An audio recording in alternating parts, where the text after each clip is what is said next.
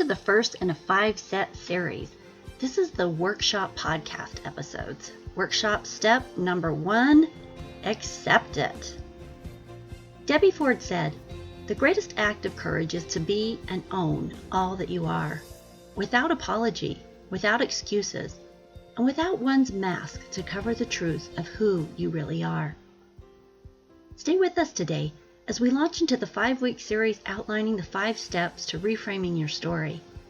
Today we'll discuss the first of the 5 steps that take you through the process of reframing your stories for a new space of freedom, peace, and a new appreciation and love for your own story. This process is not always easy. In fact, if you're truly doing it correctly, it could prove to be a painful process. But make no mistake, it's worth every brave step to dig deep and do the work to love your story, which leads to a fuller acceptance and love of yourself. And what is more important than that foundation?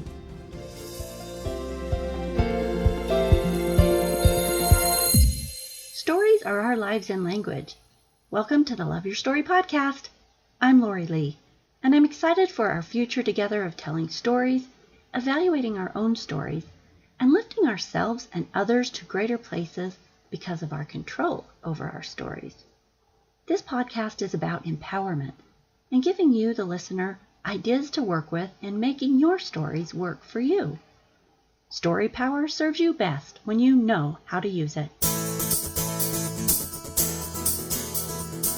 As I was finishing up my master's degree and my research on the personal narrative, and considering where I wanted to go with my doctorate work, I found that I wanted to further my work with personal narrative in an effort to make sense of my own life story, for which, to be honest, I did not feel complete comfort. There were spaces of shame, of disappointment, and of failure that I wore on my back every day. I designed a research plan before I was even finished with my master's work, and jumped into the research by interviewing women to discern if their life stories had turned out as they expected. It turned out that out of the 20 women who agreed to be a part of the research project, only one of them said her life had turned out as planned. These women were diverse. They had different belief systems, they came from different parts of the country, they were different ages, they had different careers, different marital statuses. As I became privy to their stories, I felt less alone. But I also realized that there was powerful work to be done in how we view our life experiences. After graduating with my MS degree, I went into a space of consideration. Where would I go from here? Would I pursue my PhD in the Love Your Story research? Would I start consulting with businesses on how to use story? What would I do next? As fate would have it, I began an emotional intelligence leadership conference that lasted the entire next year as I went through one program after another. At each step, I learned more about the stories we tell ourselves, about how to reframe, about how to let go, about how to live big. I worked with personal coaches, and I eventually coached others. It became clear that what I wanted to do with my writing, my research, and my tools and understanding of story was to share them and empower as many people as were ready to stand up and love their story. People who, like me, were ready to embrace the tools and take the action for coming to a place of increased peace with their own powerful, often disjointed tales.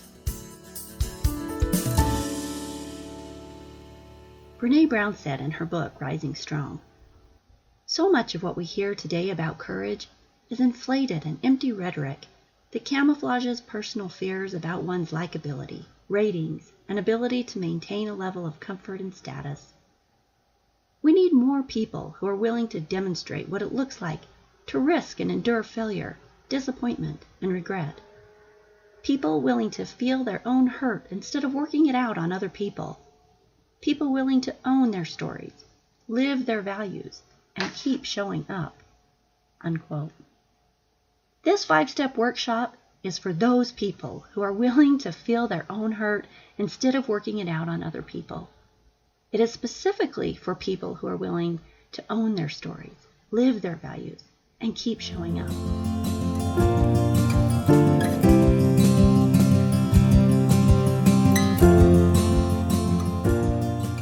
first step to the process of reframing your story so that you can love it is to accept it. I want to make 4 points about this. The first is that most life stories don't turn out as expected. When we were children and we picture our lives and we set our dreams, we don't envision the tests and the trials and the losses. We picture scenes that are laid out for us in childhood stories and Disney videos, and we see the unfolding of cultural iconic stories, the finding the true love, family, safety, prosperity, the American dream. You are not alone. Indeed, you are in a world full of people who have lives that look nothing like they expected. As affirmed by my research mentioned earlier, 19 out of 20 people did not have their lives turn out as they thought they would. And while this is just one study, and a small one at that, in all my informal inquiries, it's far and few who claim a life resembling their youthful expectations. What needs to be understood is that it's okay. In fact, it's normal.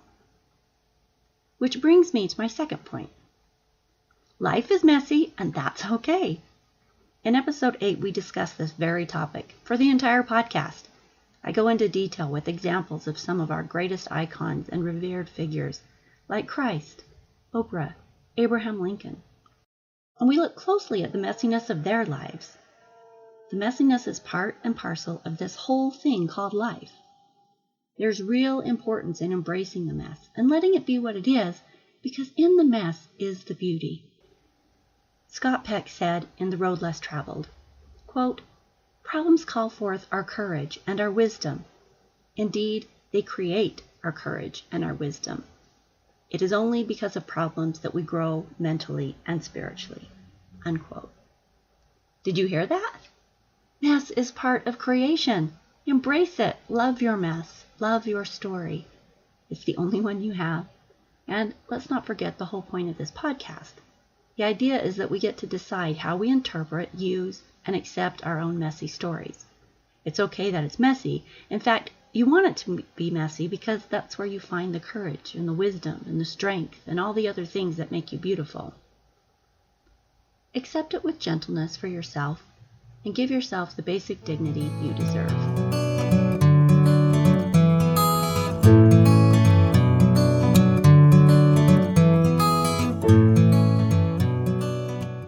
My third point is very important, but one most people don't stop to think about. It is that the parameters for a good life are defined by cultures, religions, and families. What a quote good life means in one culture or religion may differ quite extremely from what another deems to be a good life. This becomes important to realize because good becomes a fluid concept created by a set of beliefs taught to us as fact from the time we were small. In other words, it is subjective. An example of this can be seen in the difference in attitudes toward nature between Native Americans and the settlers who were bent on expansion. While one culture held great reverence for the land and the circle of life involved in the natural system, the other considered a good life to be one of taming the land, expanding and clearing the land, building edifices to call sacred rather than finding the sacred in the mountain or the wildlife. Depending upon which culture you were born in, a, quote, good life meant something very different.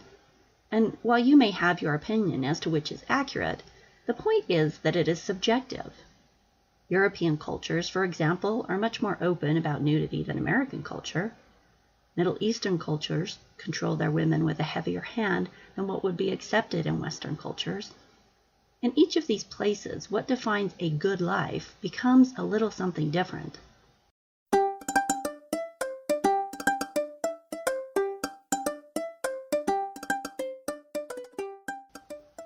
With this understanding, we realize that when we are looking at your life, if being acceptable or good is part of the disconnect you have with your story, then it's important to realize from a big picture perspective that while in your neighborhood, in your family, in your sphere, your stories may not fit all the parameters of a good life, quote unquote, it does mean there is not only one way to create a good life. Maybe your family and religion is very set against divorce at all costs, and when you left the man who was abusing you, you got blacklisted. There are other spaces where leaving an abusive spouse is perfectly acceptable and supported. It does not make you bad. While in some spheres, being subject to the control of your husband is considered the only way to be respected in the community, in other spaces in the world, it would be considered a ridiculous expectation bordering on a loss of human rights. You get the idea. Let me say it this way. There are 4,000 ways, that's an arbitrary number, but 4,000 ways to create a good life. There's not just one way to do it. A good life can be one that is lived in the best of your ability at each turn, one where you learn, grow, and stand back up and keep on fighting the fight.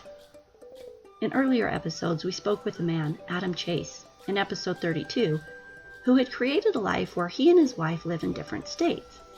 Not because they don't love each other, in fact, they're newlyweds, but because they choose to create a life that works for them, and it looks a little different than most. And that's okay. In episode 23 with Marvin Kassler, we meet a man who lives in a storage shed so that he can save money for travel in the summer when he's not at work. There are so many ways to build a good life, and if you need more models, just listen to the stories of the other people around the world. Listen and learn, because there are so many stories that show so many ways of living.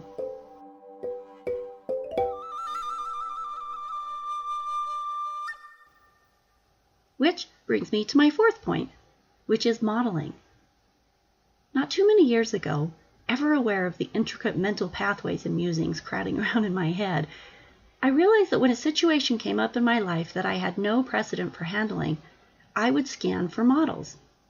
If I couldn't find a model from how I was raised or a personal experience I had had, my brain would turn to movies. Now, right off the bat, we can see all sorts of problems with that go-to, but I suspect that we all do it. If I needed to figure out how to handle an interaction with my teen, and I have a different relationship with my kids than my parents had with me, so I often don't have a model for how to handle that, then I'd start thinking about some character on a TV show or how a movie handled a similar situation. And since I'm fully aware of how unrealistic most TV and movies actually are, and how they often propagate a lack of morals that I don't agree with, you can see how problematic this becomes. And yet, if I have no other models to look to, how do I figure out what to do? Heaven forbid we forge our own way forward using our own judgment, right? Well, occasionally, when I don't have a model, I get creative and choose a route of my own making. But the fascinating idea is how the human mind always looks to models to determine how to move forward. This is one of the functions of story. Culturally, stories are shared to show and teach others how things can be done. This is a universal tool across the world in all cultures. A couple examples. The Chicken Soup for the Soul series was a set of true stories captured to show people overcoming and achieving positive results, models that lifted and made people feel good. Stories used in church settings are often to provide models for what it looks like to be charitable or to forgive or to be kind. Family histories can model for us how our ancestors did things.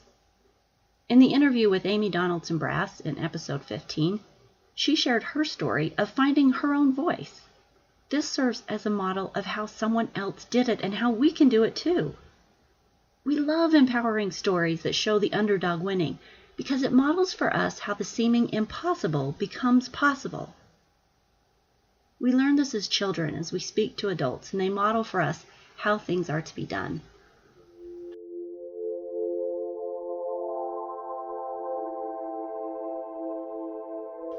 Dan McAdams, in his paper on the psychology of life stories, says, quote, "In conversation with adults about personal memories, young children become acquainted with the narrative structures through which events are typically discussed by people in their world."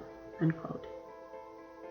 By listening to the way adults tell stories and to the stories they tell that model how the world should be, we are taught what's acceptable and what is not, how things should look, how situations should be handled.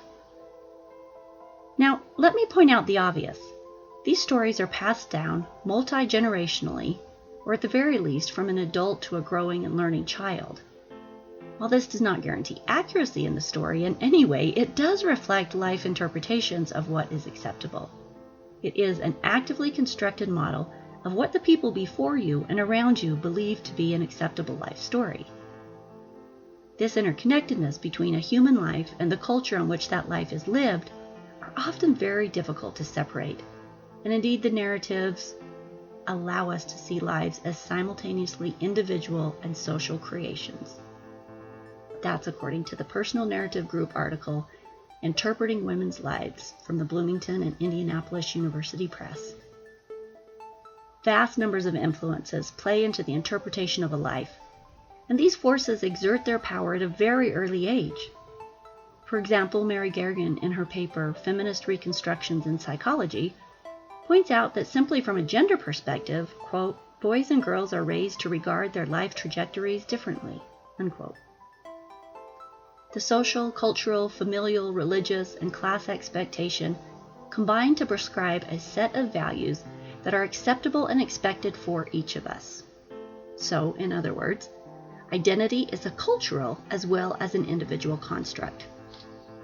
The power in understanding this, as we discussed in episode 1, is that this realization creates an understanding that at the very least allows for a step away from absolutes.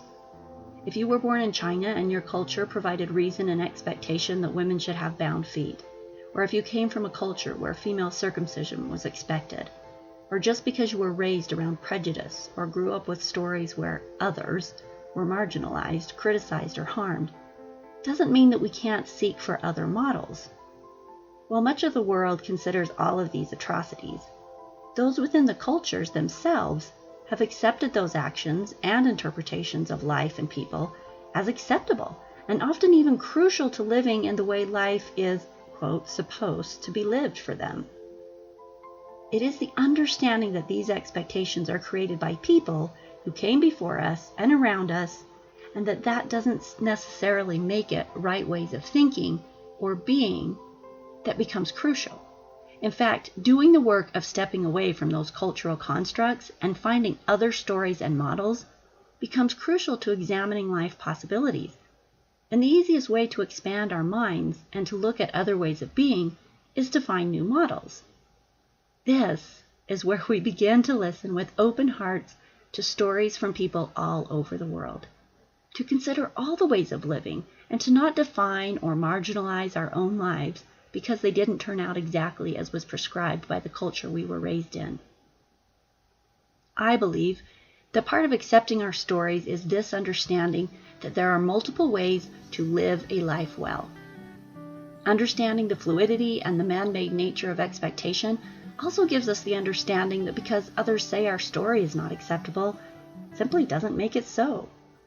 If you need logical reasons to accept your story, there you have them. A more emotion-based reason to accept your story is that you are beautiful and perfect. Your authentic self, the self before the experiences of living drug you through the mud a bit and had you wrapping yourself in protective armor, that self is fantastic and brilliant. You get to accept yourself just as you are, with all the scrapes and bruises, bullet wounds and scars, because these are the marks of living, learning, and growing. And the whole picture is what makes you beautiful. Let's close with the same quote we opened with. Debbie Ford said, "The greatest act of courage is to be and own all that you are, without apology, without excuses, and without one's mask to cover the truth of who you really are." Unquote. We live, we love, we fall, we try, we are, and we are doing our best. Accepting what is becomes crucial to moving forward and accepting your path, your life, your stories, yourself. Embrace your path and own it. We'll see you next week for step number 2 of reframing your story. Work this week on accepting your story and have fun creating your big, bold, wonderful story today. Pass this podcast series along to someone today who might find great relief in learning how to reframe their story. Do a little good in the world and share the love. And also go to www.loveyourstorypodcast.com and sign up for the free mini ebook on the 5 steps for reframing the parts of your story that feel broken. It can serve as notes on the process that we're going through in this series. And if you would like to go to the next level and take our online workshop with activities and exercises to help you get into more detail with these steps, go to the website and sign up. Talk to you later, fellow story makers.